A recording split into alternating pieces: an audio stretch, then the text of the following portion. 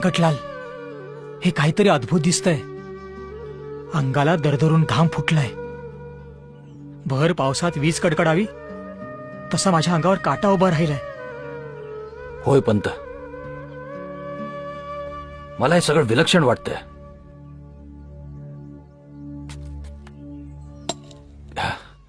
घ्या, आपल्यासाठी जेवण आणलंय, पोटभर खा.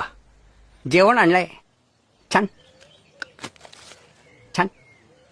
प्रेमाची भाजी, मायेचा भात आणि सुखाची पोळी. वेगळं करून कसं चालेल?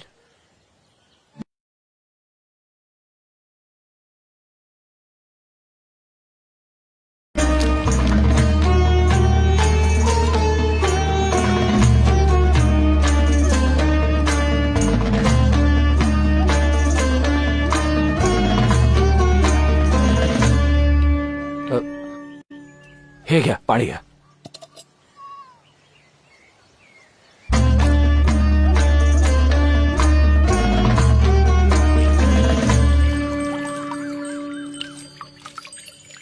अहो, हे काय करून राहिले?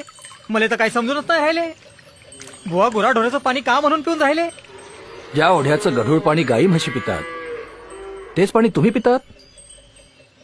ज्या ओढ्याचं पाणी गाई म्हशी पितात त्या ओढ्याचं पाणी आपल्याला चालत नाही. आणि त्याच गाई म्हशीचं दूध कसं काय आपल्याला चालतं? स्वार्थासाठी निर्मळ आणि परमार्थासाठी गढूळ असा भेद का? अरे, पाणी गढूळ नाही, आपलं मन गढूळ झालंय. मन बदला, गढूळपणा गळून पडेल. गढूळपणा गळून पडेल. महाराज,